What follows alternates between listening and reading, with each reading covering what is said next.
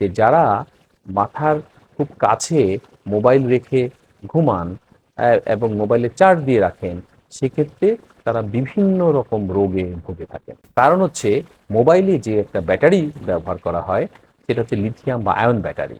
সেখান থেকে বিভিন্ন রকম গ্যাস নির্গত হয়। এছাড়া ওখান থেকে এক ধরনের রেডিয়েশনও বের হয় এবং এগুলা সাথে সাথে মস্তিষ্কের বা শরীরের অন্য অংশের ক্ষতি না করলেও যখন দীর্ঘদিন এগুলা চলতে থাকে, তখন কিন্তু শরীরে অনেক ধরনের রোগের সৃষ্টি হয়, এমনকি ক্যান্সারের ঝুঁকি থেকে যায়। তাহলে আমাদের ক্ষেত্রে আমরা বলবো যে অন্তত 10 ফিট দূরে মোবাইল সেটটা রাখতে হবে এবং রাতে যে চার্জ দিয়ে রাখা হয়, সেক্ষেত্রে আরো বেশি পরিমাণ গ্যাস এবং রেডিয়েশন নির্গত হয়। তাহলে কখনোই সেটা 10 ফুটের মধ্যে এবং চার্জ দিয়ে মাথার কাছে রাখা রাখা যাবে না।